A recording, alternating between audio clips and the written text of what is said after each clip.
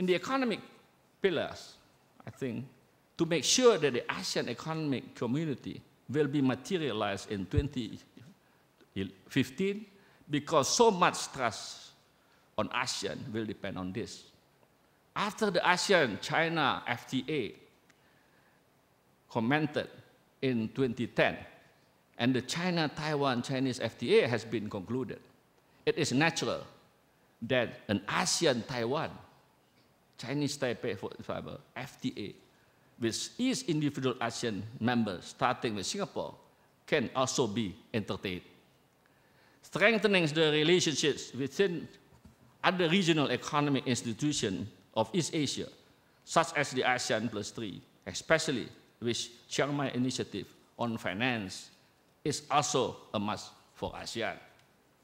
In the political pillars, to establish this East Asia Summit, ASEAN Plus 8, which will have a capability to put a strategic dialogues in placing for supporting the ideas of a concerts of cooperation in maintenance, peace, stability, and development. ASEAN also has to implement the declarations of conduct on the South China Seas into the binding codes of conduct between ASEAN and China, through formulating the rules by the SOMs, and at the same time creating CBMs through the Maritime Forum by cooperation on concrete projects.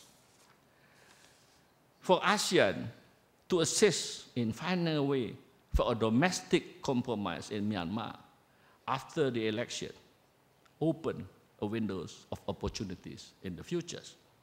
In the social, cultural pillars, we have to improve cooperation on education and health, improving the rules on migrant workers through a code of protecting and compensating them adequately, and also to improve protections on women and children.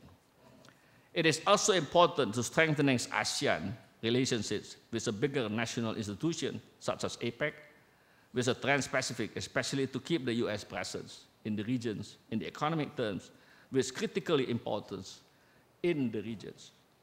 And last but not least, ASEAN is to be better prepared for the G20 forum as an observer and at the UN also as an observer.